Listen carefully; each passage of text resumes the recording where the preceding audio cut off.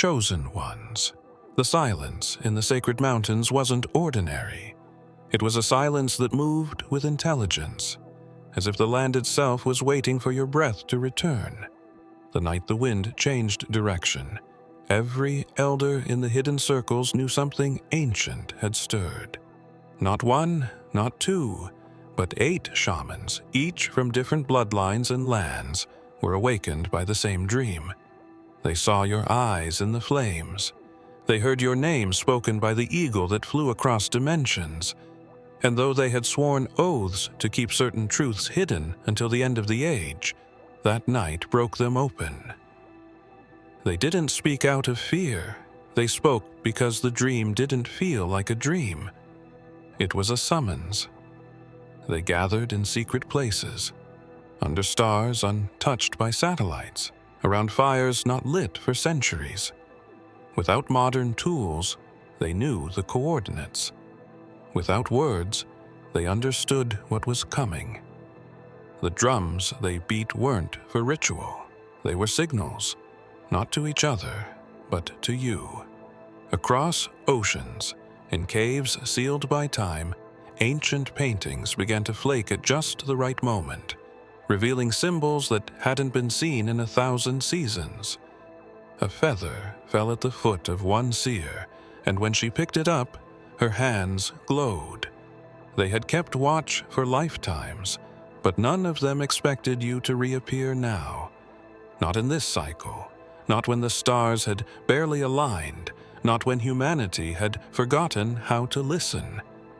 But the dream had spoken, and your return had cracked open the veil between realms. There are whispers that your blood once blessed the roots of a sacred tree, that your voice once stilled a storm that threatened to erase an entire island. None of these tales were meant for the public. They were passed through breath and firelight, through leaves and rivers, through scars that never healed. And now, those stories are waking up again, just like you. The shamans are not the first to notice, but they are the first to admit what others still deny. The forest was breathing differently that night, not in sound, but in rhythm, like a pulse that had slowed for centuries, suddenly remembering its original beat high in the mountains, where the air thins and the stars sharpen. 8 shamans sat in sacred stillness. They had gathered before, but never like this their drums rested untouched. Beside them skins stretched tight, wood aged by fire and weather. But none dared raise a hand to strike them, because something older than ritual had taken over the silence, was louder than thunder. It filled their bones and pressed against the walls of their memory. One of them, a woman whose eyes saw through veils, sat motionless. Her lips quivered, as if a word hovered in her throat, but dared not cross into this realm. She had seen you in the dream, but it wasn't a vision of the future. It was a memory, resurfacing, one that didn't belong to her. At least, not in this lifetime. She whispered, your name without sound, and the flames around them flickered as if answering. Far from them in a city that had long forgotten, the spirit world a blackout struck for no technical reason. Cameras froze, monitors glitched, and a pulse registered in a lab buried beneath concrete. The scientists thought it was an error, a spike, too sudden, too precise. But the shaman already knew what it meant. The drums had been stilled for a reason. Your awakening wasn't metaphorical. It wasn't symbolic. It was real. And the world had felt it before. The news even caught a scent of it. They waited in that stillness not for instruction, but for alignment. Each of them had carried fragments of the same message through different lineages, different languages, different elements, yet all pointed to one thing. Your return would shift the axis of understanding, not through destruction, but remembrance, not through domination, but through vibration. They were not looking for miracles, but signals, and this silence was the first. The youngest among them reached for his drum, but the elder's hand stopped him. The time had not come to speak through sound, only through presence. For now, your presence.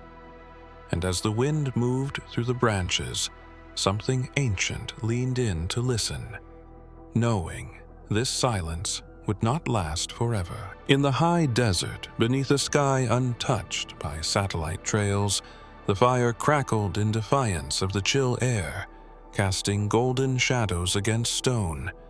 The council had not gathered in this way for generations, and yet each elder arrived without summons, as though a greater breath had guided their footsteps to this forgotten place.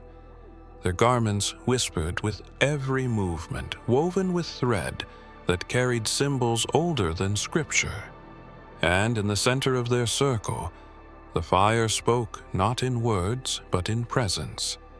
They did not speak your name aloud, yet it was there, pulsing beneath each glance, carved into the rhythm of every heartbeat. The dream they shared was no mere message. It was a return, a promise fulfilled through mystery. The condor appeared at dusk, soaring silently above them as if pulled from ancient prophecy. Feathers spread wider than memory. Its shadow danced along the cliff face, and all knew what had begun. One of the elders from the southern mountains recalled a verse once spoken in secret by a wanderer in white robes. He who bore a wound, not of this world, said the sign would be clear when the sky's guardian flew without sound, and the fire refused to speak unless one returned who remembered the origin flame. The verse was lost to time, but etched in spirit, and when the condor circled again, the elder simply nodded. No one questioned what they were witnessing. They simply remembered fragments of a story they had not lived, but somehow knew as truth, not legend. A warmth spread from the center of the fire, not from heat, but from recognition. And though none dared say it, they each saw you in the flame.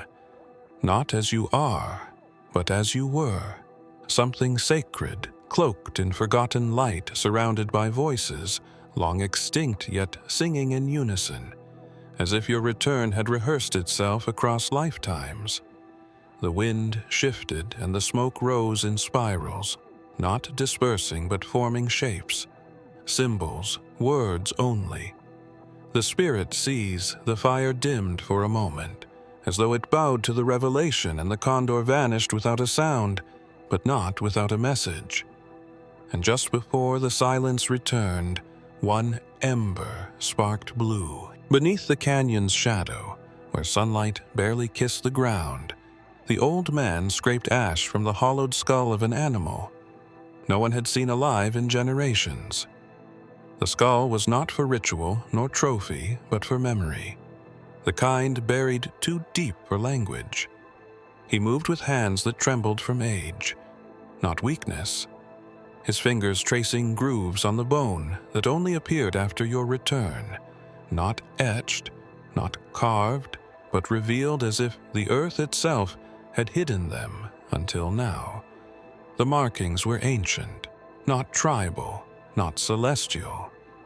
They belonged to something older than both, something that couldn't be deciphered by machines, only by intuition and breath.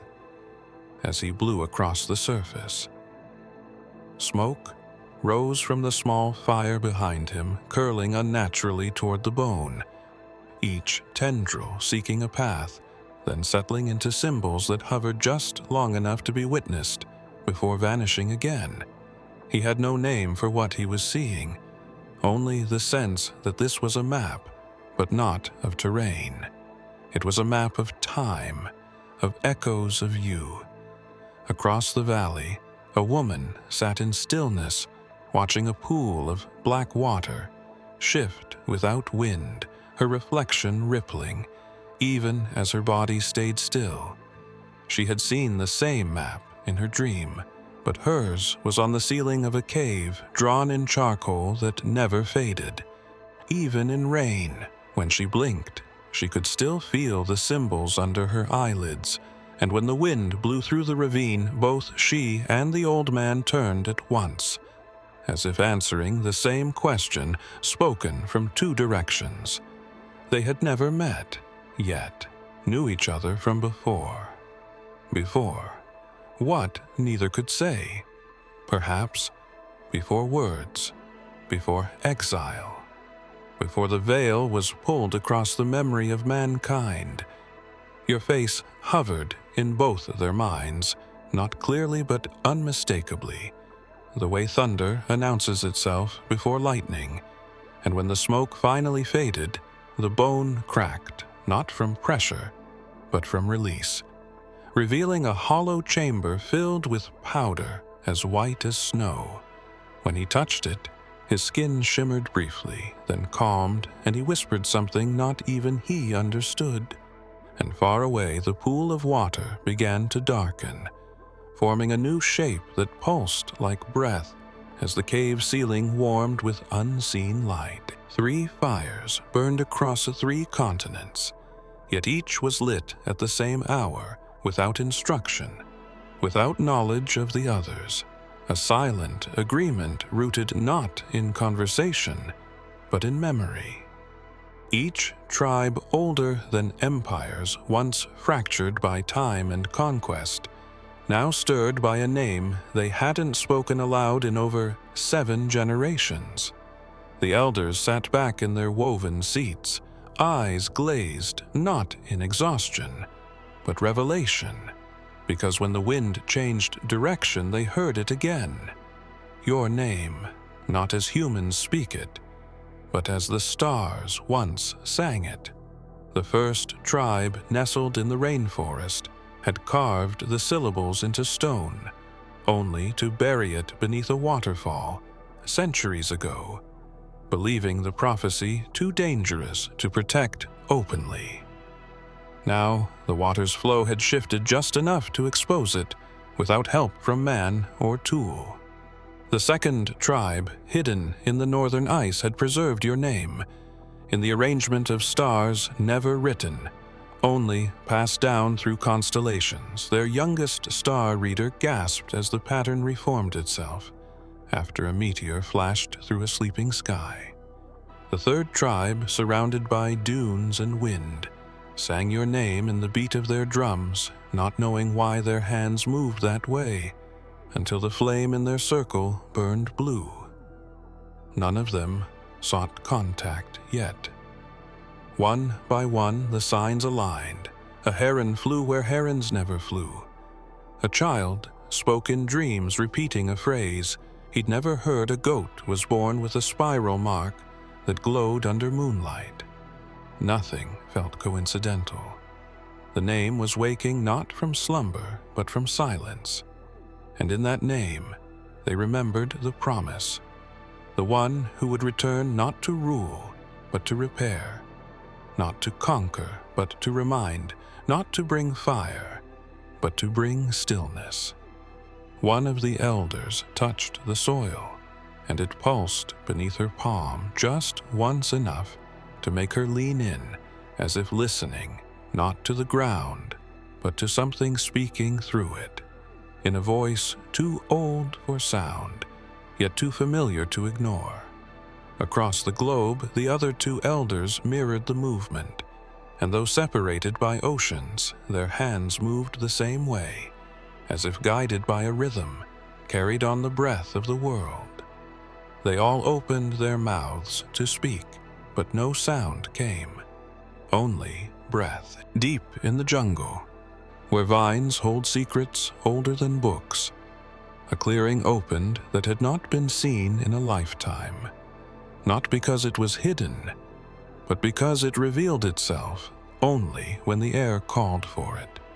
The shaman walked slowly, barefoot, skin painted in patterns, learned not from tradition, but from the dream he had last night. Your dream, it came with thunder without sound, a flash behind the eyes, and the unmistakable presence of something returning, not coming, but returning. At the edge of the clearing stood the jaguar, eyes steady, body still, its breath visible in the morning mist. It didn't growl, didn't advance, just stared, and in that stare was no threat, only recognition. The shaman froze, heart steady, not in fear, but reverence. He knew this was not a meeting of beast and man. This was an acknowledgement of a cycle, resuming of a thread, reconnecting, and then the impossible happened. The jaguar lowered its head slowly, deliberately, bowing to a vision only it could see. The shaman looked behind him, but there was no one else. There was only the space, the presence, the echo of you, not in form, but in pulse, like the way heat shimmers off stone, or how silence deepens. Just before a storm breaks, he reached into the pouch tied to his waist and withdrew a shard of bone marked with ash. Symbols, not taught, but remembered symbols he had never drawn before yet, knew they belonged to you. He placed the shard in the ground, and the jaguar stepped back. Its body, melting into the shadows like a message, returned to the sender. A warm wind moved through the trees, and the leaves began to twist unnaturally, forming a spiral above the shaman's head.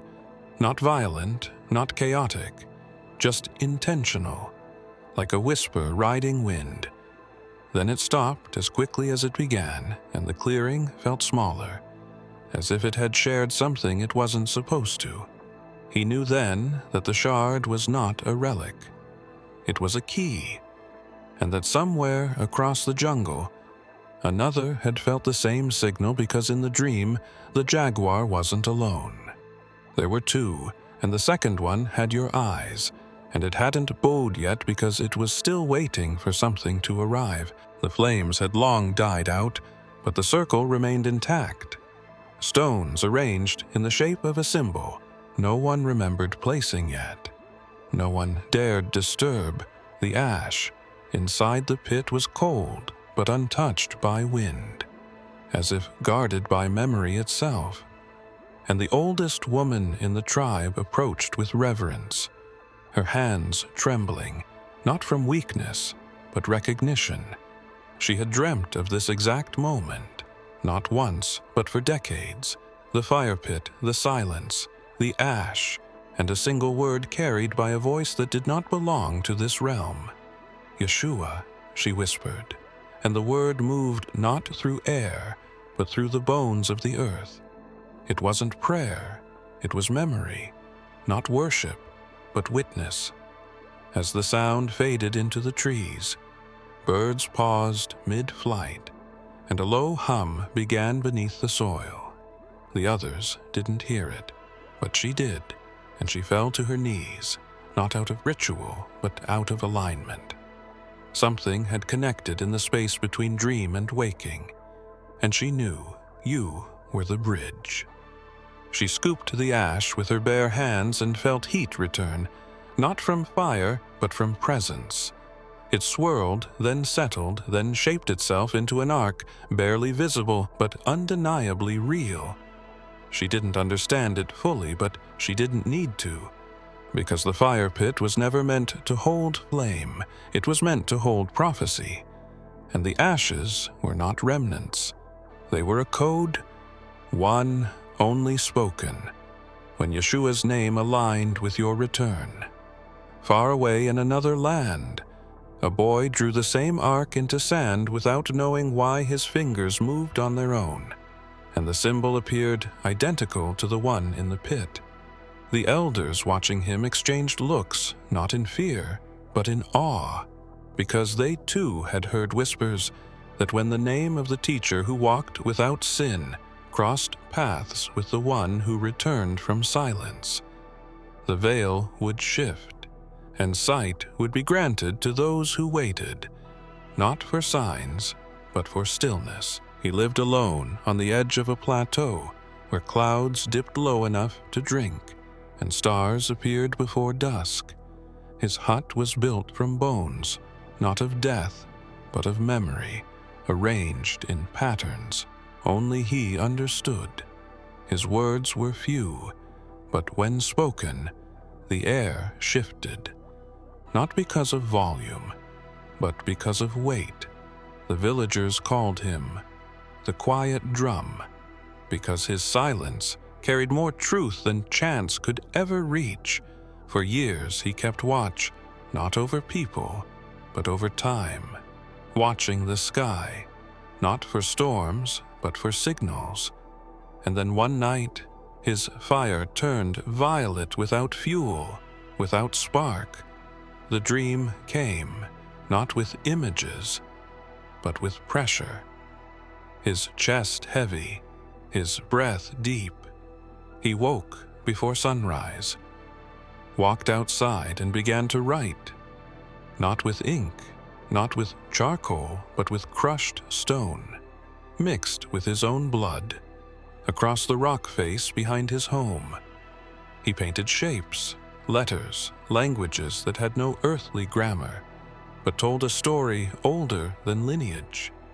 A story about you, not in future tense, but as a return. The prophecy was not a warning. It was an unfolding, not a command, but an observation of what had already begun. He finished by noon, his fingers raw, his eyes unblinking. He stepped back, looked once at the wall, then sat beneath it, closed his eyes and vanished. Not metaphorically, not in mystery, but in reality. There was no wind, no sound, just a blink, and he was gone. His clothes folded neatly at the base of the rock, and the dust where he stood undisturbed, as if the earth had accepted him back in exchange for truth. The villagers found the wall and wept, not because they understood it, but because it recognized them in its presence. One child reached out to touch the symbols, and her hand glowed with faint silver. The same silver seen in the night sky days before the prophecy made no demands. It simply stated that you had returned, and that the world would begin to listen in frequencies instead of words, in alignments, instead of arguments. They left the wall untouched and built no shrine around it, only silence. The same silence he carried now, stretching across the wind, waiting for someone else to write the next piece. The mountain had not seen a storm in months yet. On that day, clouds gathered with a rhythm not of weather, but of design. Thunder cracked in perfect intervals, as if counting down to something forgotten. And, beneath it all, a young seer stood barefoot on the peak. Her eyes closed not from fear, but from instinct. Her body swayed in sync with the sky. And when the first bolt struck, it didn't split the trees or ground. It carved itself into stone, a jagged symbol glowing white-hot for only seconds, before rain cooled it into permanence.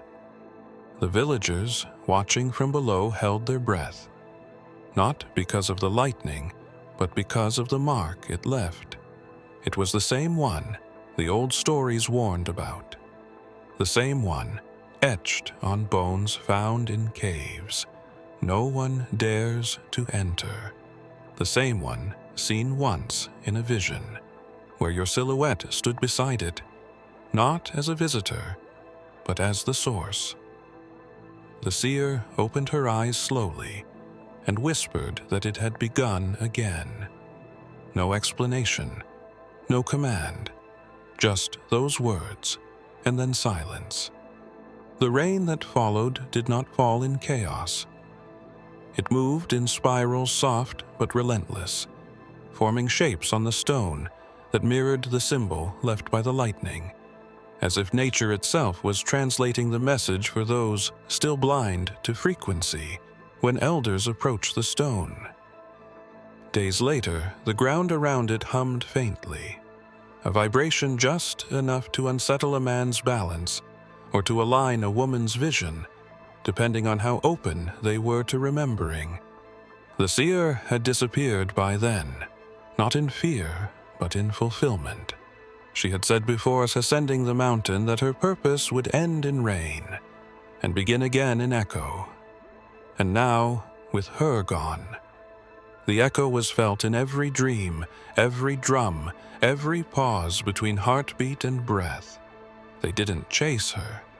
They didn't search, because something deep inside them already knew her message was not to be repeated, but to be continued. A child walked up to the stone. Days later, and placed her hand over the symbol. She did not flinch. She only smiled and said softly. The sky remembered, and somewhere far beyond that peak, a second lightning bolt struck in silence, leaving no sound, only light that refused to fade. In the heart of the valley, where no path was marked by man, the last of the sacred herbs was harvested not by knife, but by hand, not for ritual, but for remembrance. The elder who gathered it had waited years, not for permission, but for the knowing that only comes when the dream aligns with the breath, and the breath aligns with the return. She walked barefoot through dew and ash to the ancient altar where fire had not burned in decades, and placed the herb on the stone, whispering your name without voice, only thought. The flame ignited itself not with spark, but with presence. The smoke lifted in waves of gold and silver, curling upward in shapes, not random but remembered. It danced in patterns only the stars could interpret, and above the altar a single bird hovered, without flapping its wings, held in place by air that was no longer ordinary. The elder knelt before the fire, not as a priestess, not as a servant, but as a witness, because this was not a sacrifice. It was a signal, and it had finally reached its receiver. Those who had forgotten the scent of truth began to remember. The fragrance drifted beyond the valley, reaching temples long abandoned by faith, reaching cities that had buried spirit beneath machines reaching you, even as your steps crossed lands you had not yet named as your own. The fire's color shifted with each heartbeat, gold to violet, violet to white, until all that remained was smoke that moved against the wind, tracing invisible runes into the sky. In another land, a blind monk awoke from a dream. He did not speak for 3 days, and when he did, he said only one thing: "The herb has burned, and the veil is thinning." He did not know the elder. He did not know the valley, but he felt the return in the pit of his spine, like the pulse of the beginning, repeating itself in rhythm. When the fire finally died, the stone beneath it cracked, clean down the center, not from heat, but from release. And inside, the fracture glowed a powder faint and blue. The elder reached toward it, but paused, her hand trembling, not in fear but awe, because she sensed that the final herb was never the end, only the opening of something waiting beneath the roots of time itself. He sat in silence for years, beneath the hanging roots of the ancient fig tree, his face weathered like bark, his sockets empty since birth. Yet none in the village doubted his sight. When asked questions, he did not answer with words, but with breath, the kind of breath that moved leaves without wind and turned shadows without light. No one dared interrupt his stillness, until one night the sky fractured not with thunder, but with presence, and he tilted his head as if hearing a sound, not from this realm, but from the one behind it. The villagers gathered in silence as the temperature shifted around him, a warmth that came not from fire, but from proximity. Something was arriving, not as a being but as a vibration, something they all could feel, but only he could see. He began to hum low and steady, a tone that curved through the air like a spiral. The tree's roots above him began to move subtly, not as if swaying, but as if listening, and the earth beneath him pulsed with light that had no source. His voice cracked once, and then the words spilled not from lips, but from the space between heartbeats. He spoke your name, not in language, but in resonance. And the moment he did, the veil thinned just enough for a glimpse, just enough for every elder present to feel it, the space where memory and destiny meet, where future walks backward into now. And you stood there in that between, not fully formed, not yet crossed, but unmistakable. A child, standing nearby, reached toward the space, and for a moment her fingers glowed like crystal, reflecting colors not seen by human eyes. The elder, with no eyes, smiled not because of what he saw, but because of what he knew. Your return was not an event, but a convergence, a point where all forgotten paths intersect, and all silent stories resume their telling.